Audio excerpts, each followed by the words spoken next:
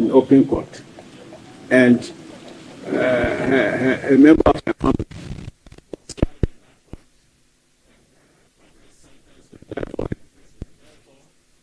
shouldn't be used. I don't know.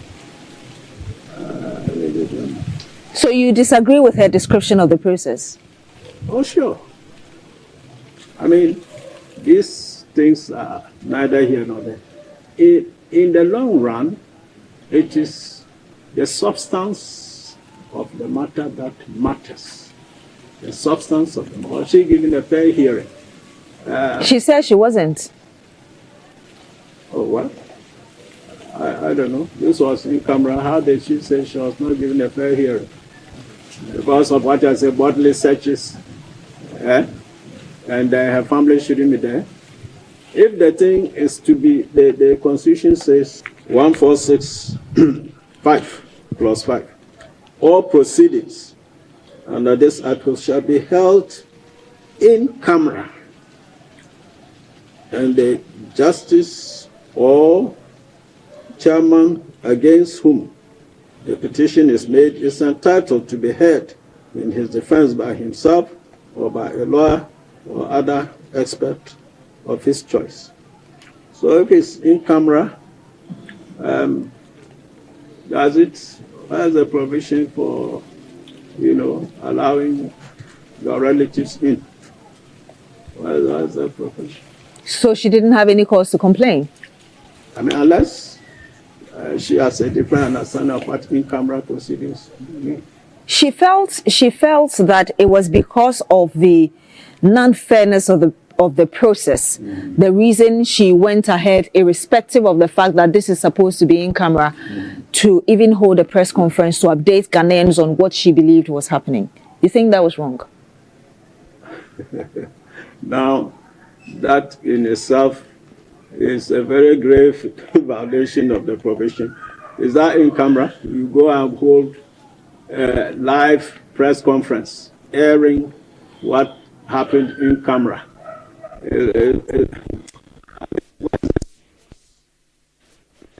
Intent to comply with the Constitution. You yourself, I mean, are you complying with it? You go and hold live conference. And I think before that, appeals were made to the embassies, Canada, what, And I don't see how that is in line. And even at a sense, I think she was requesting for public hearing. When the Constitution is, so I don't know.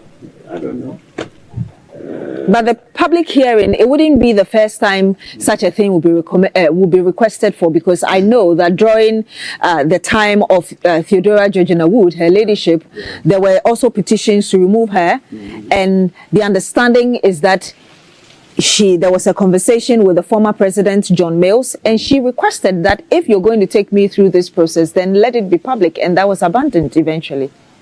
No, but I'm not sure that because of the public request that it was abandoned. I don't even know that happened. But the thing is, was that request, whether by Georgina Wood or Tokonu, was it in line with the Constitution? So we've read the explicit provision. So I don't know. Now, honestly speaking, you see, assuming even these other things about financial things you are saying, some might say are not great, very breaches of the Constitution during the proceedings are ground enough to remove her. But you are violating, you sworn an oath, you are the Chief Justice, to uphold and protect the Constitution, and you openly violate it like this. I mean, that's misconduct enough. Do I hear you say that she was actually the one who brought the entire process into disrepute by her actions and inactions?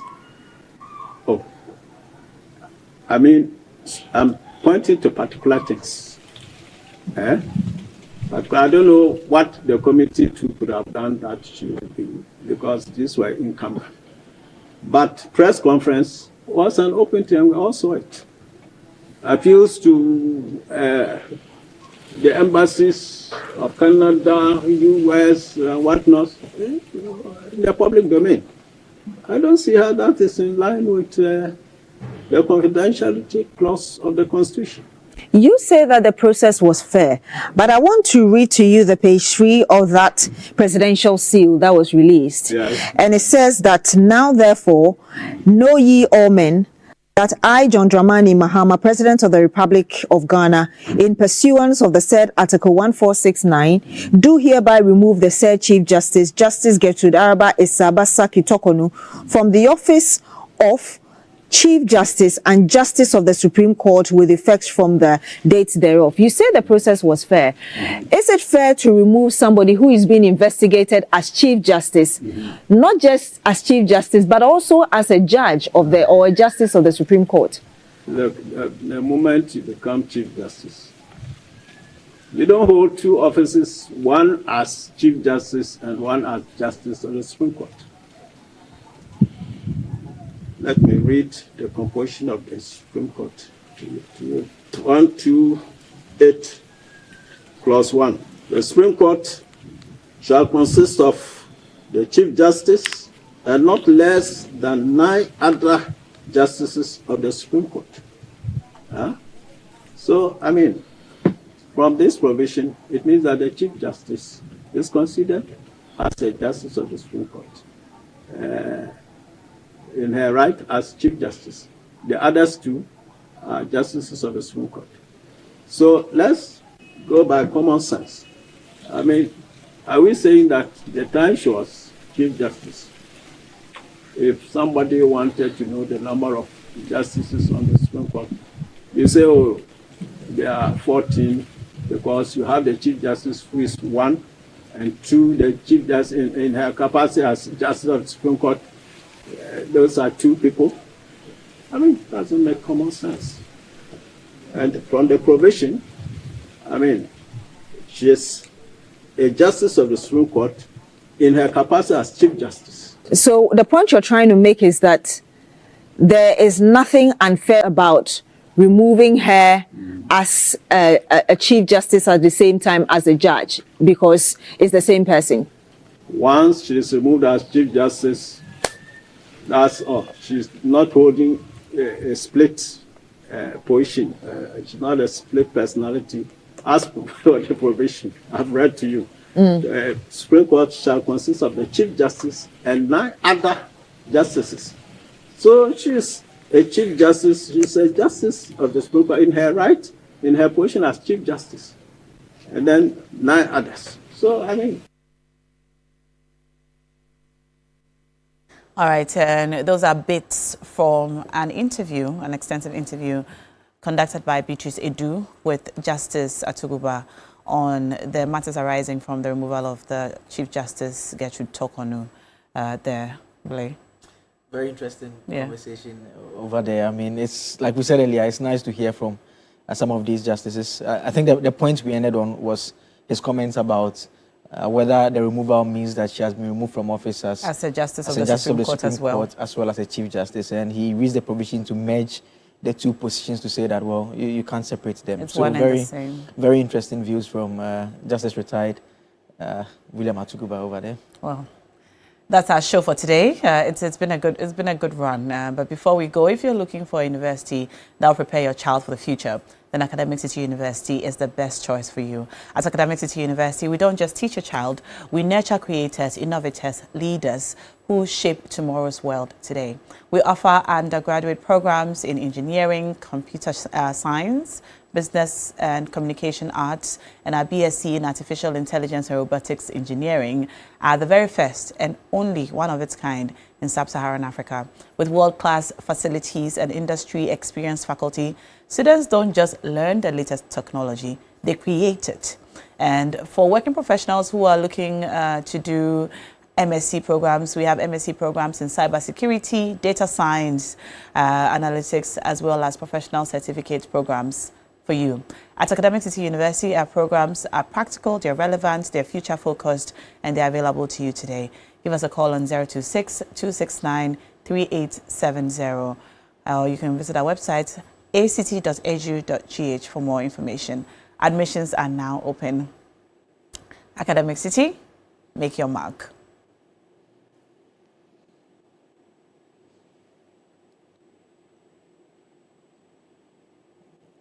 That's our show this morning, I guess. Yes, that's our show for the morning. Except Kitchen Wars is back with season 4. Okay. So if you've got the skills to rule out any competitor in the kitchen, please join us for Kitchen Wars season 4. The competition is back and it's live. All right. That's our show for today. Blay. We are back tomorrow. Yes, we're back tomorrow. We're back tomorrow. And well, by the way, you know the Kitchen Wars finale is at the it's happening tomorrow. Okay. Trying to remember the venue. The Aviation Social Center. Yes, Center, the Aviation Social Center tomorrow. It's happening tomorrow. So be there and represent your school. And Optima Solar Systems is offering us reliable solar energy solutions in Ghana, including solar panels, lithium batteries, water heaters, water pumps, and solar-powered CCTV. They also provide installations, ongoing repairs and maintenance, and comprehensive solar insurance against theft, fire, flood, and so much more. Flexible payment plans are available to you as well. And so if you're looking to enjoy all these benefits, you want to contact Optima Solar Systems and Solutions. Give them a call on 030-824-990 or 050-502-3472, or visit their website, www.optimasolarsystems.com. And before we go, how about some birthdays? If it's your birthday today, we're wishing you a very happy birthday. This one is to Naomi Nyaba of Ghana Education.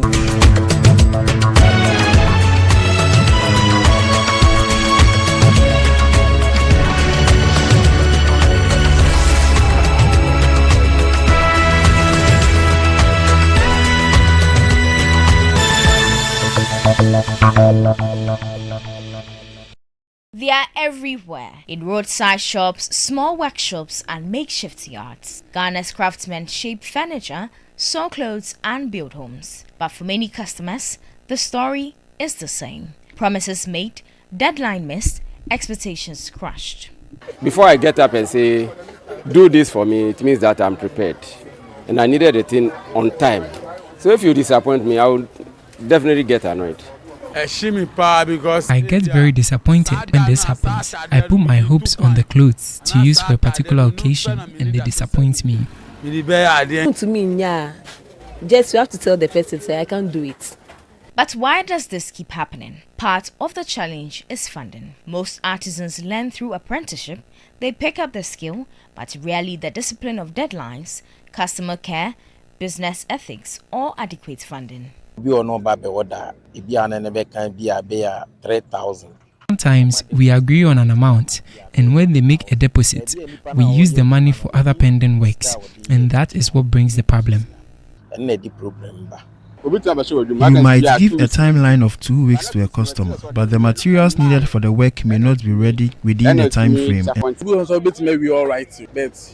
You can finish the work, and they won't come for it on time, so there is no other option than to sell it and make new one for you. The result? A growing mistrust that pushes many Ghanaians towards import-draining resources away from the local hands. But not every craftsman disappoints. Across Ghana, some artisans are breaking the stereotypes, delivering on time with quality that rivals imports. The difference is professionalism, structure, and accountability.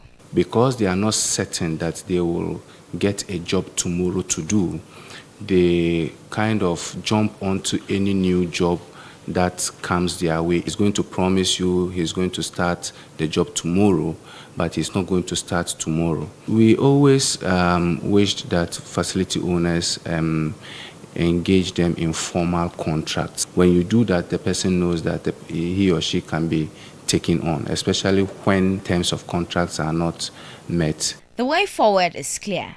Invest in structured training and force contracts and reward artisans who deliver. Only then will the stereotype begin to fade. For now,